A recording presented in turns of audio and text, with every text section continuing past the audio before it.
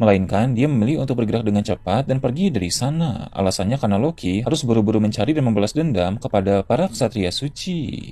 Bila kita ingat kembali, perbuatan mereka kepada Loki beberapa waktu yang lalu memang sangat keterlaluan. Gunko menghajar Loki habis-habisan ketika dia sedang dalam keadaan terantai. Loki hanya bisa menerima semua serangan itu tanpa bisa berbuat apa-apa. Shamrock juga menyerang Loki dengan pedang Cerberus, membuatnya mengalami luka yang sangat menyakitkan. Bahkan para hewan buas yang dianggap teman oleh Loki pun semuanya dihabisi oleh para ksatria suci itu, sehingga membuat Loki menjadi marah besar. Jadi wajar bila Loki meninggalkan trio monster dan memilih untuk memprioritaskan pembalasan dendam kepada ksatria suci. Karena justru notabene Luffy dan kawan-kawan itu adalah pihak baik yang telah membebaskan Loki. Jadi tak ada alasan untuk Loki bertarung lebih jauh melawan mereka. Pihak yang benar-benar harus dihabisi adalah para ksatria suci. Shamrock memang sudah tidak ada lagi di sana, hanya tersisa Gunko dan juga dua ksatria suci yang baru datang, yaitu Somers dan Gillingham. Meski Somers dan Gillingham tidak ada sangkut pautnya dengan perbuatan Gunko dan Shamrock kemarin, tapi mereka juga akan ikut dibantai oleh Loki karena mereka sama-sama seorang ksatria suci.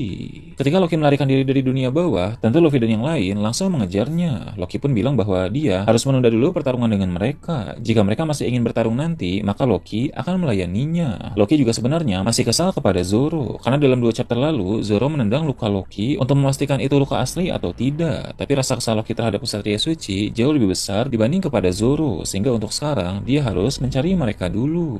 Walau Loki memiliki ukuran tubuh yang sangat masif, tapi dia bisa bergerak dengan sangat cepat dan juga lincah. Ketika dikejar oleh trio monster, Loki juga tidak sekedar berlari dengan cara biasa, melainkan dia berkali-kali mendatangkan petir sehingga lingkungan sekitar mengalami kehancuran, dan itu mempersulit pengejaran yang dilakukan oleh Luffy dan kawan-kawan. Hajurin dan para kru juga ikut mengejar walau mereka tertinggal cukup jauh. Hajurin sangat panik karena jika Loki sampai ke dunia matahari, maka entah kekacauan apa yang akan dia timbulkan. Beralih ke tempat ksatria suci di dekat sekolah Walrus, Koper Gaban sudah ada di sana. Namun ksatria suci yang ada di sana tinggal Gunko dan Somers saja, karena Gillingham sudah pergi untuk mengecek para murid yang tadinya berjalan sambil tidur, sebab dia merasakan bahwa murid-murid itu telah dibuat sadar oleh seseorang. Orang yang sudah membuat para murid itu tersadar adalah Brook. Sang musisi bajak laut topi jerami itu ditugaskan oleh Robin untuk mencari anak-anak raksasa dan menyadarkan mereka dengan kemampuan hipnosisnya. Ketika Gillingham menemukan Gunko dan para murid, Jinbei muncul lalu menghadapi ksatria suci itu, sehingga Brook bisa membawa kembali para murid ke dalam sekolah dengan aman. Somers bilang bahwa Gillingham tampaknya mendapat masalah karena belum juga kembali, sehingga dia meminta Gunko untuk mengecek keadaan di sana. Somers berkata, biar dia saja yang menghadapi Koper Gaban. Somers juga ingin Gunko melaporkan hal tersebut kepada para Gorosei dan mengkonfirmasi bahwa rumor soal Koper Gaban ada di Elbaf ternyata memang benar, dan saat ini Somers sedang menghadapinya. Gunko pun segera pergi ke area sekolah Walrus dan Somers berduel melawan Gaban. Somers sempat mencoba menggunakan kekuatan buah iblisnya untuk mengubah ketakutan Gaban menjadi nyata. Namun karena Gaban tidak takut apapun, maka kekuatan Somers pun tidak berfungsi. Jadi pada akhirnya Somers harus bertarung menggunakan senjata untuk melawan Gaban. Di sana Somers mengeluarkan berbagai teknik tebasan kuat memakai pedang miliknya, sehingga beberapa ranting pohon berukuran besar yang ada di sana langsung menjadi putus. Namun Gaban dengan gesit mampu menghindari semua serangan itu. Kemudian Gaban membalas menyerang dengan tebasan yang lebih kuat memakai kedua kapaknya, yang mengakibatkan bukan hanya ranting saja yang putus, tapi beberapa batang pohon besar pun tertebas dan pohon-pohon itu menjadi tumbang. Jadi di sini kalau dari segi kekuatan bersenjata, daya hancur serangan Gaban lebih unggul daripada Somers. Ini memang wajar karena Gaban bukan seorang pengguna buah iblis, sehingga kemampuan bersenjatanya sudah sangat terasa, sedangkan Somers terlalu sering mengandalkan buah iblisnya, sehingga kemampuan berpedangnya masih di bawah Gaban. Somers bilang kemampuan Gaban masih tetap mengerikan walau di usia yang sudah tua. Sambil mereka bertarung, Gaban bertanya apa tujuan ksatria suci di Elbaf. Somers menanggapinya dengan berkata bahwa dia tidak perlu menjawab, sebab itu bukan urusan Gaban. Karena Somers tahu dia tidak akan menang jika hanya mengandalkan senjata saja, dia pun mulai memanggil monster-monster yang sudah dia bangkitkan dari ketakutan anak-anak di Elbaf. Monster Black Nika yang sudah dikalahkan beberapa waktu yang lalu, kini bangkit kembali. Ditambah ada beberapa monster lagi yang mulai dibangkitkan oleh Somers, karena rupanya ada beberapa monster yang sengaja dia simpan untuk dipakai pada saat-saat yang diperlukan seperti sekarang ini. Melihat para monster itu muncul, membuat Gaban segera bersiap untuk bertarung dengan lebih serius. Gaban berkata, sudah lama sekali dia tidak mengamuk. Somers pun bisa merasakan adanya pancaran haki yang luar biasa dari Koper Gaban. Bahkan para raksasa yang sedang melawan monster-monster di tengah hutan pun bisa merasakan haki itu, sehingga membuat mereka langsung bertanya-tanya. Namun Saul sudah tahu bahwa itu adalah haki dari Koper Gaban. Dia pun tersenyum dan bilang, akhirnya orang itu turun tangan. Ripley dan Franky juga sudah berada di hutan dekat sekolah Walrus. Franky bertanya-tanya siapa yang mengeluarkan haki sebesar itu. Ripley dengan bangga menjawab, sudah pasti haki tersebut adalah milik Gaban. Menurut Ripley, jika Gaban sudah ikut campur dalam masalah ini, maka tak akan ada ampun lagi bagi para musuh. Jadi sang raksasa wanita itu sangat mempercayai kekuatan hebat yang Gaban miliki. Gunko yang sedang mencari Gillingham menghubungi Mary Joyce untuk memberi laporan. Dia berbicara dengan para Gorosei dan bilang bahwa ternyata benar Koper Gaban ada di Pulau Elbaf, dan dia mulai mengganggu misi mereka di sana. Gorosei pun terkejut dan bilang ternyata rumor itu memang benar. Saat ini di ruangan Gorosei hanya ada 4 Gorosei saja, sebab Galing sedang pergi bersama Shamrock untuk melawan pasukan revolusi. Nusjiro lalu bertanya bagaimana keadaan sekarang. Gunko bilang Somers saat ini sedang melawan Gaban. Jupiter yang mendengar itu pun bilang dia tahu bahwa Somers memang kuat, tapi kekuatannya tak akan mampu untuk menghadapi orang seperti Gaban. Akhirnya, para Gorosei sepakat untuk memberi Gunko izin memanggil kesatria suci lain lagi datang ke Pulau Elbaf. Gunko yang sedang mencari Gillingham pun langsung menunda dulu pencarian itu. Dia berhenti di tempat kosong dan mengulurkan tangannya sehingga tercipta lingkaran sihir yang baru. Petir hitam besar menyambar lingkaran sihir tersebut dan muncul seorang kesatria suci. Gaban yang saat ini sedang bertarung melawan Somers pun bisa merasakan hal tersebut. Gaban pun bilang dia akan menyelesaikan pertarungan dengan cepat dan memburu mereka semua. Somers lalu berkata, coba saja kalau bisa. Memang Somers saat ini sedang dalam keadaan terdesak, namun dia masih punya tenaga untuk melanjutkan pertarungan. Ditambah dengan kesatria suci lain yang baru datang, menurut Somers situasi itu mulai menguntungkan dirinya.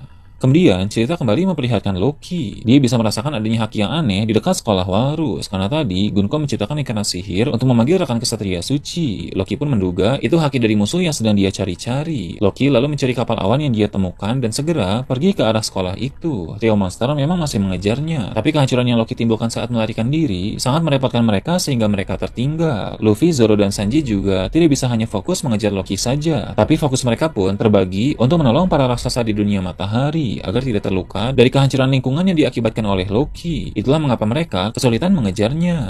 Beralih ke tempat Gunko, ketika Gunko dan si kesatria suci yang baru datang itu hendak mencari Gillingham, Loki muncul di hadapan mereka. Gunko pun sangat terkejut karena melihat Loki masih hidup dan bisa bebas. Loki tertawa dan berkata bahwa para kesatria suci akan merasakan rasa sakit berkali-kali lipat dari yang dia rasakan. Loki menatap tajam kepada Gunko di sana dan bertanya di mana kembaran Sans itu. Gunko pun menjawab dia sudah pergi untuk menjalankan misi lain. Loki pun cukup kesal karena dendam terbesarnya adalah kepada Shamrock. Jadi berhubung Shamrock sudah tidak ada di sana, maka Loki akan melampiaskan semua kekesalannya kepada Gunko. Meski di sana sudah ada kesatria suci baru yang muncul, tapi amarah Loki tetap tertuju kepada Gunko karena memang kesatria suci yang baru datang itu tidak ada urusan dengan Loki. Gunko pun terlihat sangat panik. Dia tahu bahwa Loki memang sangat kuat. Ini pertama kalinya Gunko merasakan cukup takut ketika melawan musuh.